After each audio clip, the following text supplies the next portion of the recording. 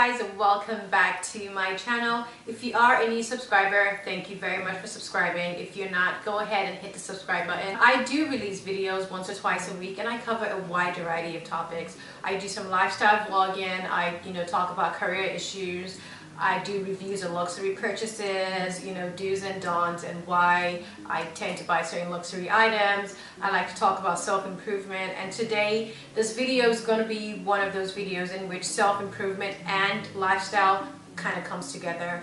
I am talking today about self-care. Everybody talks about self-care. Self-care is absolutely important. I get that, but the problem is I find that a lot of people somehow have this convoluted idea of what self-care is.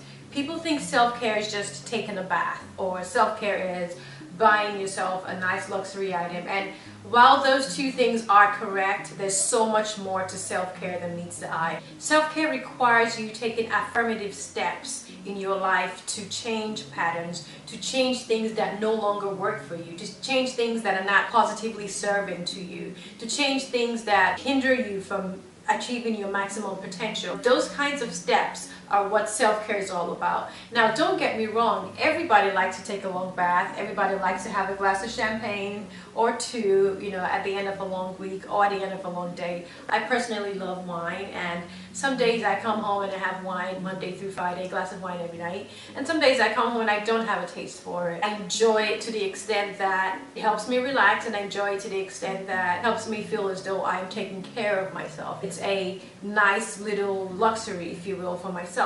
But there's so much more to taking care of yourself and replenishing your well, if you will, and that's where this video comes in. So let's go ahead and get started. Like I said, and I'll say it again, there's nothing wrong with taking a long bath. There's nothing wrong with retail therapy to the extent obviously you can't afford it. It's not affecting the main things you have to do in life, like your bills and your savings, of course.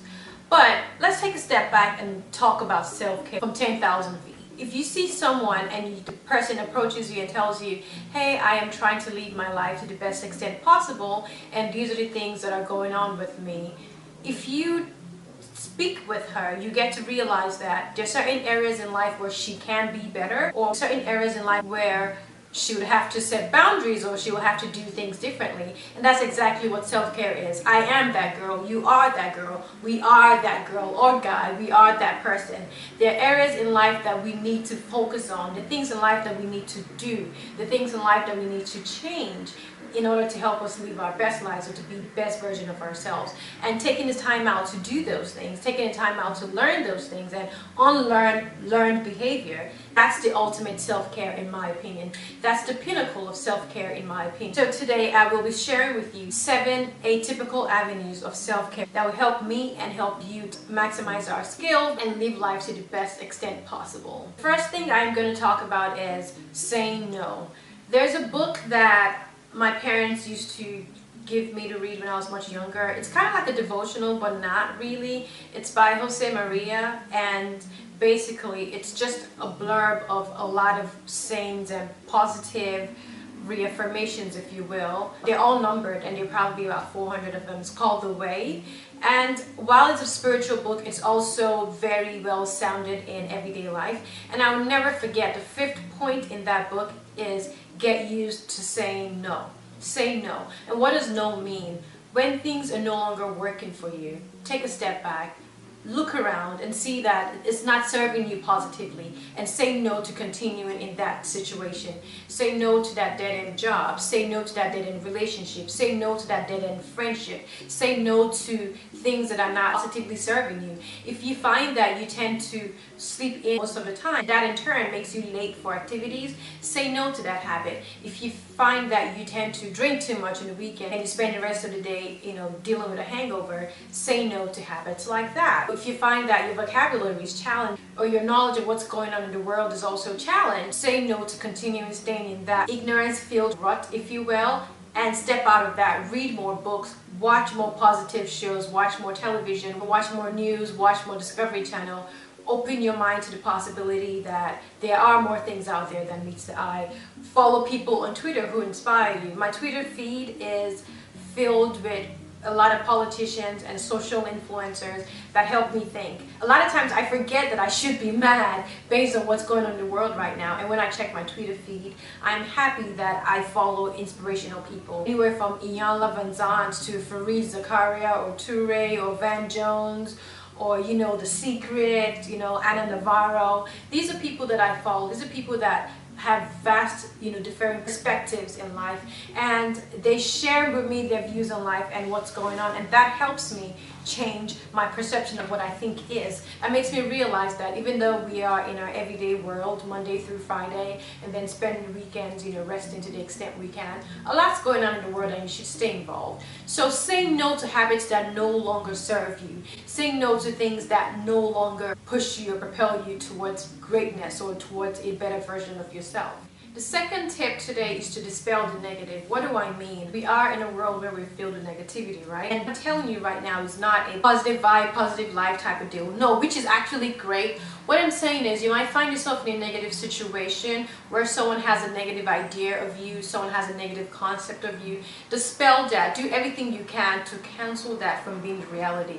If for some reason you feel like people are stereotyping you based on whatever reason, make sure your words and your actions, you know, and even in your thought, make sure you consciously do things that breaks that stereotype. For example, if for some reason at work you feel as though someone is acting like they received negative feedback about you from someone else and they feel like you're lazy, go out of your way to ask that person for projects, ask that person for insight, let the person know that you are involved in work, you do care about this matter. Go out of your way to make sure that they realize that whatever stereotypes they may have had about you in their mind or from other people is not the truth. Go out of your way to fight the negativity. Go out of your way to fight negative stereotypes about you, or negative conceptions or perceptions or speculations or suppositions about you, because you are your own brand, you are your own person, and there's no one who's going to take care of you, there's no one who's going to fight for you, there's no one who's going to be your number one savior, if you will, apart from yourself. In doing things like that, it shows that you, A, not only care about yourself, but B, you are fueling your energy. You're making sure your goals come to life, you're making sure that you're protecting your brand and your persona and the person that you actually are. And in the long term, that is more beneficial than taking a hot bath at the end of the day. That's the second tip you should take into consideration when you're trying to figure out ways to maximize self-care. And like I said, this is a self-improvement and lifestyle video, so in this you're going to find a lot of, you know, interchangeables back and forth, where one concept is relatable in this area while the other concept is also relatable in this area. The next thing I'll talk about right now with regard to that is skincare. The first thing someone sees when they see you is not your hair, it's not your nails, it's not your purse, it's your skin. Your face, your neck, your arms, your legs, whatever it is exposed, your skin.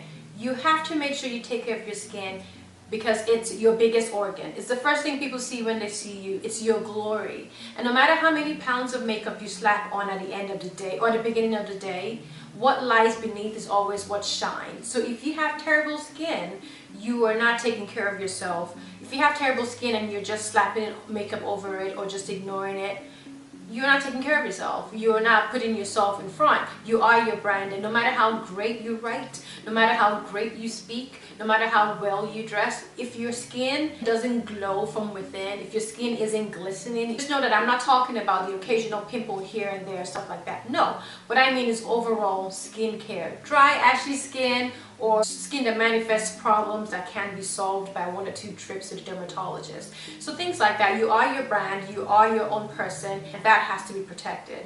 When you look good, you feel good. When you feel good, you're confident. When you're confident, you can take on tasks, you can take on challenges, and you can sit on the moon and fan yourself with a bigger star, even though you have no idea what it is you're doing. And that's the domino effect of skincare. So be sure to take care of your skin. For me, skincare equals self-care. And in line with that is makeup brushes. Take care of your makeup brushes. Like I said, I'm going to be talking about atypical, non-traditional ways in which you can manifest self-care, and this is one of them. Makeup brushes, we use them so often, but it's such a drag to wash them, right? But if you don't wash them, you're trapping makeup and a lot of bacteria and dirt in these brushes and using over and over. and that leads to problems in your skin that can lead to clogged up pores. If you don't take care of your makeup, how can you take care of your skin? If you don't take care of your makeup brushes, the apparatus that you use to apply makeup on your skin, how can you say that you do actually have good skincare? So be sure to include that in your self-care routine. If your self-care routine involves you moisturizing your face, taking a long bath, having a glass of champagne, add washing your makeup brushes to it as well. There's nothing preventing you from adding that to your routine, and trust me, it all comes together. The next tip I'll talk about today, and I think that is my... that's my fifth tip. Take inventory of your friendships. I have a lot of friends that I grew up with back in Nigeria, or friends I went to college with in Houston, that in my mind they're still like my really close friends. But in actuality, we've been apart for so long, we have grown into two entirely different people. Our likes, our wants, our needs, our desires, and lifestyles are so divergent that you forget that you're two totally different people. And when it comes down to important things in life like weddings or birthdays or celebrations, you find yourself excluded, or you find yourself excluding them, and you ask yourself, wow, why is this happening? Well, maybe you haven't realized that you guys are not as close as you think. Maybe you haven't realized that you guys don't have the same thing in common anymore. You're married with kids, she's not. She doesn't ever want to get married. And I'm not saying people who are not married and people who are married can't be friends. Absolutely not. I'm just saying that at some point in time, your needs will shift based on if you're focusing on your career, or if you're focusing on your kids, or if you're doing both and you're just doing one of them. I've had situations where I had friends that in my mind I thought we were still like the best of friends, and then they had a baby. And I'm like, you didn't even tell me you were pregnant. We spoke on the phone during your 9 months gestation period, and you didn't tell me you were pregnant. What kind of friendship is that? Oh, yeah, I thought I told you. Oh, my bad, girl. You know, it's just being... We're just not in the same place that we thought we were 10 years ago. And the other person probably felt as guilty. That's why they reached out to me. But either way, it's all good. It's all water under the bridge. That's happened to me so many times in the past couple of years. And now I've realized that it's my fault because, one, I needed to manage my expectation when it comes to friends that you're no longer seeing on a weekly, monthly basis. And two, I needed to manage the inventory of my current friends. And it's okay to have just 1 or 2 friends. It's also okay to have 20. Just try to figure out where each and every person lies in the spectrum of friendship to you as of now. That way you save yourself the heartache, you save yourself the headache, you save yourself the disappointment or feelings as though, wow, this person really let me down because I thought we were friends. That way you're protecting yourself, and you're all you got. You came into this world alone, except you're a twin or a triplet, and you're gonna die alone, even if you're a twin or a triplet. So you have to protect yourself, you have to protect your friendships, you have to protect your emotions and your heart, and you can do all that by managing your friendships, taking inventory of your friends as of now. A lot of people talk about self-care, like I'm shopping and I need some retail therapy, I deserve this, or this happened and she was mean to me at work, so because of that I am just going to rest and relax. No, while all that's great, and I'm never ever gonna be, you know, the one telling people don't take time off or don't spend time by yourself. I'm a huge advocate of self-care. However, I feel as though implicit in self-care is the understanding that you must take responsibility for your action. If you feel as though you're getting treated a certain way at work, if you feel as though you're getting treated a certain way amongst your friends or your family, take a step back and understand why. Now, you can take responsibility for your action without being wrong. For example, if you feel as though you're being bullied all the time and you constantly step up, you constantly speak your clout, if you will, take a step back to ask, why do I constantly feel that way, and why do I feel the need to speak up and be assertive? It may not be a bad thing. It may be that you have constantly had to try to find your voice, or you're constantly surrounded by people who try to, you know, not necessarily exude their authority over you, but something like that. And situations like that can cause you to do 2 different things.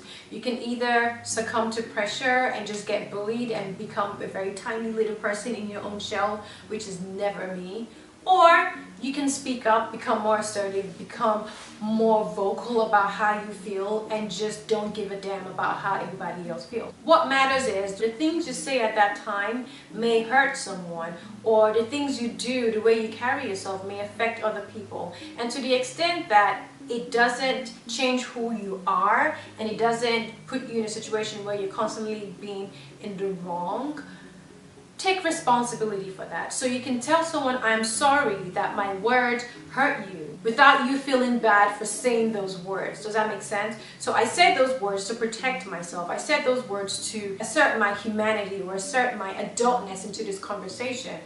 But it made you feel a certain kind of way, and I acknowledge your pain. That is being an adult. That is taking responsibility for your actions and taking responsibility for the effect of those things on other people without you changing who you are. Now, don't get me wrong. If you're a drunk driver and you hit someone, you take responsibility for that. You don't say, I hit you with my car because I was driving. I'm sorry for the injuries inflicted on you, but I'm not sorry for drunk driving. No. Obviously, that's not what I'm talking about. That's so far removed from the situation.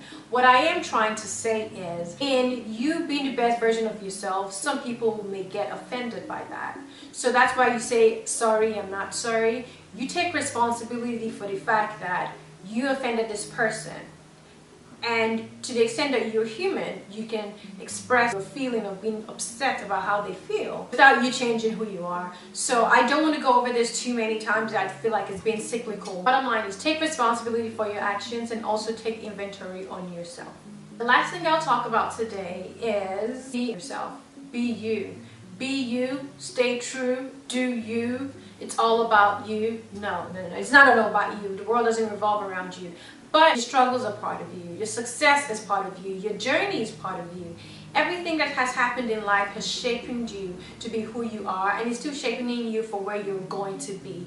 Accept the process and accept that this is who you are. Now, if there are ways you can change, absolutely. Like I said regarding the last tip, take inventory of yourself. Change in the areas you can, and in the areas you cannot, charge it up to the game and try to see how you can improve. But also, be unapologetically you. If you like to rock your hair in a certain way, and that's allowed in the profession you work in, go ahead and do that. If you like to make luxury purchases within the confines of your budget, own it. If you like to, watch anime 24/7 and you feel like people have something to say about that, that's their problem. Own it. Live in your truth. While you're doing that, you're not only fueling yourself, you're respecting yourself, you're protecting your brand, and you're building a wall that insulates you from what everybody thinks. Because no matter what you do, no matter how you live your life, no matter what you say, no matter how well you carry yourself, folks are always going to talk about you. Someone's always going to have something negative to say about you. Everyone is not going to like you. Everyone's not going to be your friend. Everyone's not going to want to be besties with you. But at the end of the day, you only have to live with yourself. And if you take these steps into consideration and practice these practices, if you will, and embody these practices, you will get to experience self-care on a whole different level, on a more wholesome level that goes beyond just what meets the eye. These things are more personal. These things require you to do more than just, buy a plush silk robe or buy a nice pair of shoes. These steps are more challenging, and these steps are equally more rewarding. I hope you guys like videos like this. I do love making videos like this and sharing thoughts about situations like this with everyone. So thanks for watching, guys, and be sure to give this video a nice huge resounding thumbs up if you like this video. Share it with your friends, share it with your co-workers, share it with your colleagues, and stick around. I will catch you guys in my next video. Thanks for watching, guys.